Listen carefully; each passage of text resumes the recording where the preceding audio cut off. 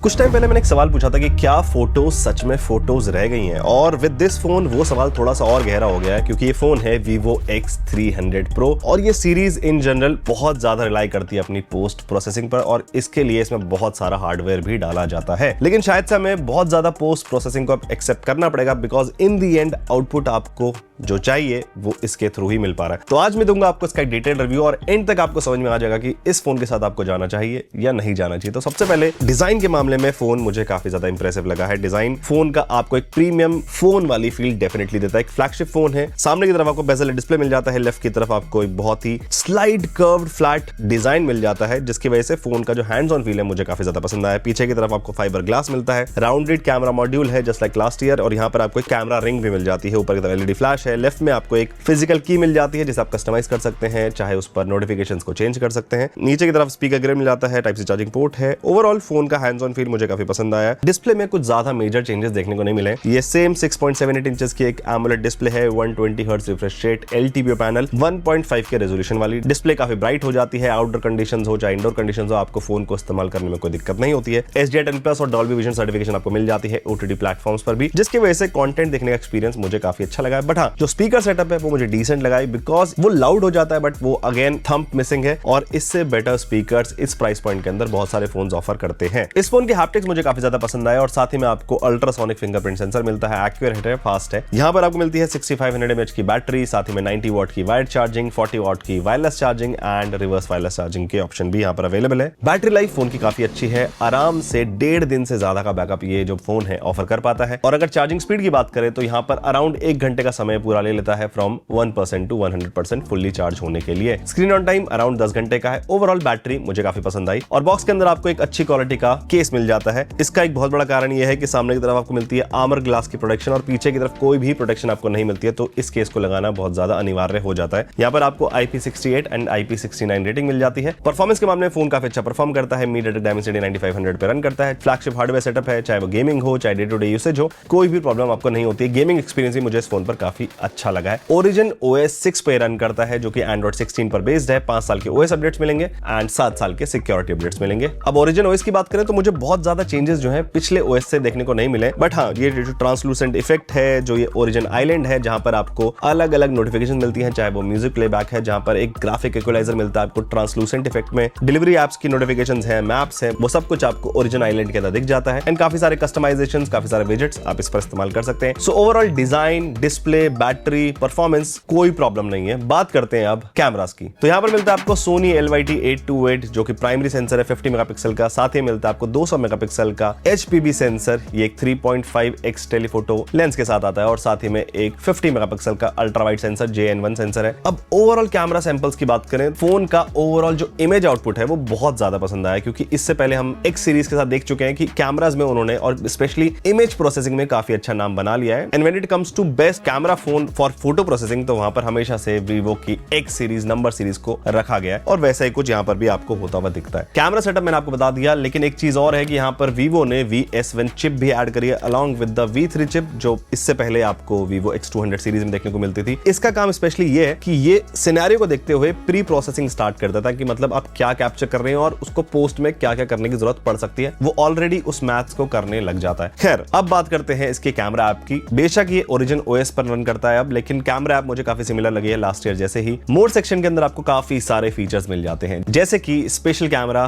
जो special photos लेता है, साथ ही में स्टेज मोड मिल जाता है, वीडियोस पर भी काम करता है एंड फोटोज पर भी काम करता है। स्टेज डुअल व्यू मोड भी मिलता है जिसका क्या काम है आपको पता है। अभी मैं रेयर कैमरा का यूज कर रहा हूँ जहां पर मैं कस्टमाइज भी कर सकते हैं। आप छोटी विंडो में खुद का रखना चाहते हैं या स्प्लिट स्क्रीन में रखना चाहते हैं, ये सब ऑप्शंस आपके पास अवेलेबल है इस फोन में। और साथ ही में टेलीफोटो एक्सटेंडर मोड भी मिलता है जिससे मैं टेस्ट नहीं कर पाया क्योंकि किट मेरे पास नहीं थी, लेकिन जल्द ही उसके सैंपल भी आपको दिखाएंगे। कुछ स्मार्ट फीचर्स भी हैं जैसे कि अगर आप 10x से ज्यादा जूम करते हैं और फॉर एग्जांपल एक बर्ड का शूट कर रहे हैं तो आपको बर्ड आइकन दिखाता है और उसके हिसाब से पोस्ट प्रोसेसिंग में काम करता है उसको एनहांस करने के लिए। तो बहुत सारा AI वाला काम तो यहाँ पर हो रहा है। बात करते हैं कैमरा सैंपल्स की, तो अगर आप इस फोन से बहुत ही नेचुरल लाइटिंग वाली फोटोज या फिर बहुत ही नेचुरल लुकिंग फोटोज ढूंढ रहे हैं सो आप थोड़े से डिसअपॉइंट हो सकते हैं क्योंकि ये फोन बहुत ज्यादा रिलाई करता है अपनी पोस्ट प्रोसेसिंग पर और जो फोटोज निकल कर आती है वो हेवीली प्रोसेस्ड होती है और रेडी टू पोस्ट होती है, इंस्टाग्राम हो सोशल मीडिया हो, जिसकी वजह से मोस्ट ऑफ द यूजर जो है उसको वही चाहिए कि जब वो फोटो क्लिक करे सीधा उसे पोस्ट कर सके एंड मैं भी उन्हीं यूजर्स में से एक हूं। सो अगर सैंपल्स की बात करें, बहुत सारे कैमरा फोन टेस्ट करने के बाद भी मैं ये बोल सकता हूं कि इस फोन का जो पोर्ट्रेट मोड है स्पेशली वो अनबीटेबल है। खैर अगर वन बाय वन चले तो अल्ट्रा वाइड सेंसर जो है मुझे काफी ज्यादा पसंद आया। यहाँ पर आपको अच्छी डिटेल्स मिल जाती है फोटोज में, लेकिन हाँ यहाँ पर आपको OIS नहीं मिलता है, तो लो लाइटिंग कंडीशन में आपको थोड़ा सा फोन को स्टिल रखना पड़ेगा, नहीं तो थोड़ी बहुत ब्लरी फोटोज आपको मिल सकती हैं। Main camera details are very good, और जो वीवो का इन जनरल कलर साइंस है वो बहुत ही ज्यादा अब अपनी पीक पर पहुंच चुका है कि उनको पता है कि एक फोटो एक अच्छी फोटो कैसे दिखती है और उसके लिए क्या क्या जरूरत पड़ती है, and that is happening with this camera phone. Photos में मुझे वो बेवजह की सैचुरेशन देखने को नहीं मिली, it is eye pleasing and photos में अच्छी डिटेल्स देखने को मिलती हैं। और जो मेरा फेवरेट है वो है इसका 3.5x टेलीफोटो लेंस। ऑप्टिकल कर सकते हैं 3.5x तक, और साथ ही में 10x तक हाइब्रिड कर सकते हैं, एंड डिजिटल आप 100 तक कर सकते हैं। लेकिन हाँ 10x पर अगर आप फोटोज लेते हैं तो आपको फेसेस पर वो जनरेटिव फिल होता हुआ दिखता है, जो मुझे उतना ज्यादा पसंद नहीं आया क्योंकि वो एक ऑयल पेंटिंग जैसा दिखता है। लेकिन 3.5x टेलीफोटो से आप बहुत ही कमाल के पोर्ट्रेट्स ले सकते हैं। यहाँ पर आप 24 mm इक्विवेलेंट से लेकर के 135 mm तक फोकल लेंथ वाले पोर्ट्रेट्स ले सकते हैं। बहुत कुछ आप इसमें कस्टमाइज कर सकते हैं, चाहे वो जायस के बोके इफेक्ट्स हो या फिर जायस के कलर प्रोफाइल्स हो, और कुछ और प्रीसेट्स भी आपको यहाँ पर मिल जाते हैं। बैक में आपको टी स्टार की कोटिंग मिल जाती है, जो बेसिकली जो फ्लेयर्स होते हैं, लाइट फ्लेयर्स, वो ये काफी हद तक रिड्यूस कर देता है, एंड फोटोज काफी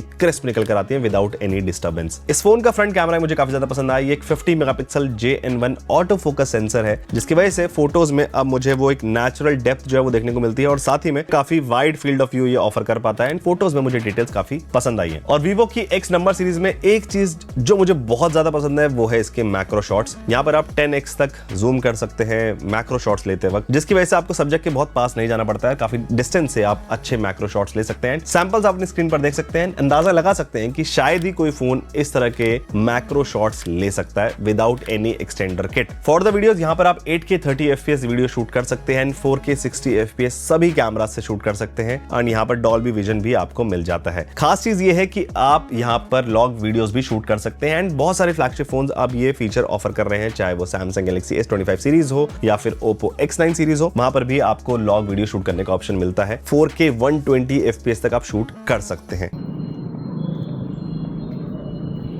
लेकिन एक चीज है कि अगर आप अल्ट्रा वाइड पे शूट कर रहे हैं लॉग वीडियोस तो आप मेन कैमरा तक जा सकते हैं, बट टेलीफोटो इस्तेमाल नहीं कर सकते, और अगर आप टेलीफोटो इस्तेमाल कर रहे हैं तो आप मेन या फिर अल्ट्रा वाइड पर स्विच नहीं कर पाएंगे, जो मुझे एक ड्रॉबैक लगा है। वीवो के कैमरा ऐप के अंदर एक चीज मुझे काफी पसंद है, वो है इनका AI स्वीट, जहां पर आपको पहले 4 सीजन मिलते थे, अब यहाँ पर आप और भी चीजें कर सकते हैं, जैसे कि पीरियड्स, मीन्स की आप किस तरह का मूड चाहते हैं अपने फोटोज में। सीजन ऑलरेडी थे, यहाँ पर आपको क्रिएटिव करने के लिए आप एनिमेशन स्टाइल या फिर साइबर स्टाइल इस तरह के इफेक्ट्स को भी इस्तेमाल कर सकते हैं, और यहाँ पर आपको एक ऑलरेडी प्रीसेट मिलता है रिमूव पीपल का, तो अगर आप फोटोज लेते वक्त ही इंसानों को फोटोज में से क्लियर करना चाहते हैं तो वो आप यहां पर कर सकते हैं। सो सवाल ये है कि क्या आपको इस फोन के साथ जाना चाहिए या नहीं जाना चाहिए। सो अगर आप एक एग्जिस्टिंग Vivo X200 Pro के यूजर हो तो मेरे ख्याल से ये इतना बड़ा अपग्रेड नहीं होगा, बट हाँ यहाँ पर कुछ चेंजेस किए गए हैं, जैसे कि नए लेंस की कोटिंग है, चाहे वो मटेरियल है, और Vivo की VS1 चिप है जो फास्टर प्रोसेसिंग और फास्टर फोकस में काफी ज्यादा हेल्प करती है। सो ओवरऑल ये चेंजेस हैं, लेकिन ओवरऑल आउटपुट की अगर बात करें तो आपको बहुत मेजर चेंजेस अपने इमेजेस के आउटपुट में देखने को नहीं मिलेगा। ऑलरेडी Vivo X200 Pro एक एक्सीलेंट कैमरा फोन है, लेकिन अगर आप एक नया फोन लेने की सोच रहे हैं और आपको best of the category camera phone चाहिए तो आप डेफिनेटली Vivo X300 Pro के साथ जा सकते हैं। ये फोन आपको बिल्कुल भी निराश नहीं करेगा। अब बात करें प्राइस की, सो आप मान के चलिए कि इस फोन का प्राइस अराउंड 1,10,000 रुपए के आसपास तो हो ही सकता है। वहां पर अगर कंपटीशन को देखें तो ऑलमोस्ट सभी फोन्स के प्राइस बढ़े हैं, तो इसको तो हमें एक्सेप्ट करना ही पड़ेगा। खैर ये तो था मेरा रिव्यू Vivo X300 Pro को लेकर के। अगर आप इस फोन का कंपैरिजन किसी फोन के साथ देखना चाहते हैं तो मुझे कमेंट जरूर बताना, कैमरा कंपैरिजन जरूर लेके आऊंगा आपके लिए। एंड इस चैनल को सब्सक्राइब करें। मेरा नाम है गोविंद, आप मुझे देख जागरण हाईटेक पर। मैं मिलूंगा आपसे अगली वीडियो में। बाय।